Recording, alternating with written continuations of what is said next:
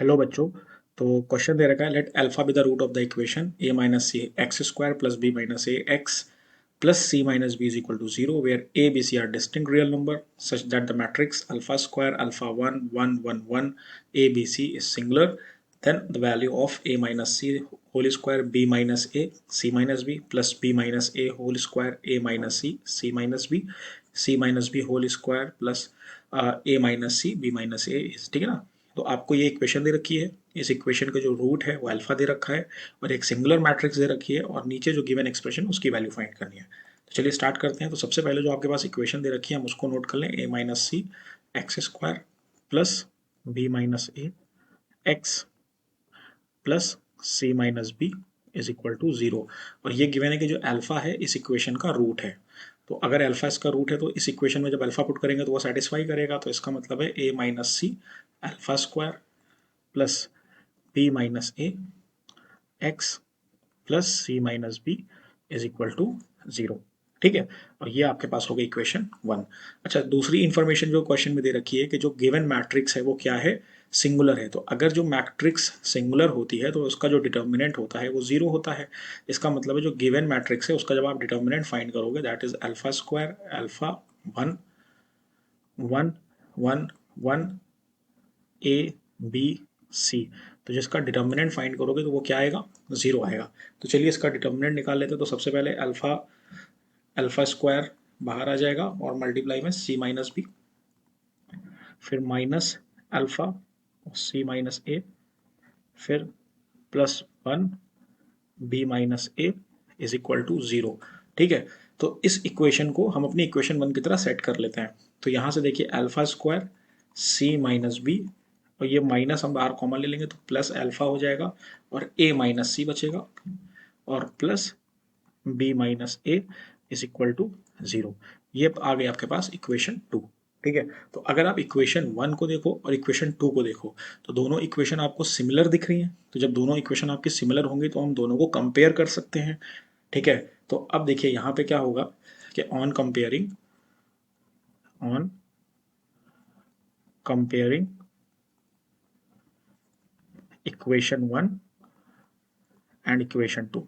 ठीक है, equation one और इक्वेशन टू को हमने कंपेयर किया। तो जब आप इक्वेशन वन और इक्वेशन टू को कंपेयर करोगे तो आप क्या लिख सकते हो, A minus C upon C minus B is equal to B minus A upon A minus C is equal to C minus B upon B minus ए।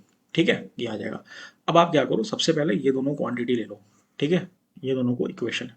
तो अब यहाँ पे देखो क्या लिखा है, ये ए माइनस सी है, ध्यान से समझिएगा। अब जब आप इन दोनों को लोगे तो ये ए माइनस सी और ए माइनस सी ये क्रॉस मल्टीप्लाई हो जाएगा और ये बी माइनस ए और सी माइनस बी इधर आ जाएगा। तो राइट हैंड साइड पे क्या बचेगा, वन बचेगा। तो यहाँ से आप क्या लिख सकते हो, A minus C whole square upon A minus B और C minus B is equal to one. ये आपके पास इक्वेशन थ्री आ गई।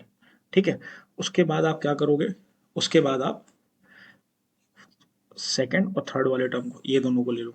ठीक, जब आप इन दोनों टर्म को लोगे, देखो आप बी माइनस सी को क्रॉस मल्टीप्लाई करोगे, ये बी माइनस ए और ये बी माइनस ए, इनको क्रॉस मल्टीप्लाई करोगे तो क्या आ जाएगा आपके पास,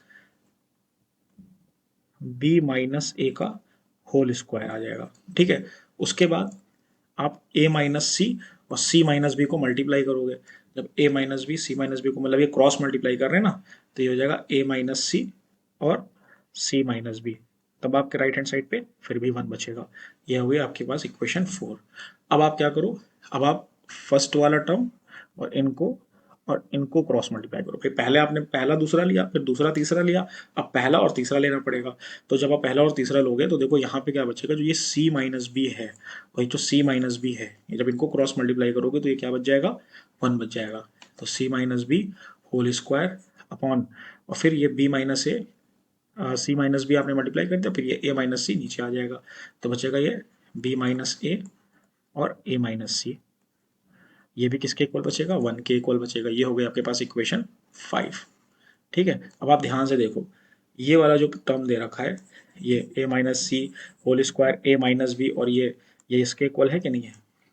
ठीक है, उसके बाद आप देखो सेकेंड वाला जो इक्वेशन 4 है, इक्वेशन 4 को देखो b माइनस ए, और ये जो दे रखा है ये किसके इक्वल है, इसके इक्वल है कि नहीं है, ठीक है। उसके बाद जो ये थर्ड वाला है c माइनस बी और b माइनस सी ए माइनस सी, ये किसके इक्वल है, इसके इक्वल है कि नहीं है। तो अब क्वेश्चन में देखो दे रखा है तीनों का एडिशन, जब आप तीनों को ऐड करोगे तो क्या आ जाएगा, 1 + 1 + 1, इसका मतलब है क्या आंसर आ गया, 3 आंसर आ गया। तो इसका मतलब बी ऑप्शन जो है वो आपका करेक्ट ऑप्शन है। तो फिर से मैं इसको एक बार रिवाइंड कर देता हूँ। तो देखिए सबसे पहले हमें इक्वेशन दे रखी थी, उस इक्वेशन का अल्फा रूट था, अल्फा को हमने सेटिस्फाई किया तो इक्वेशन बना गई।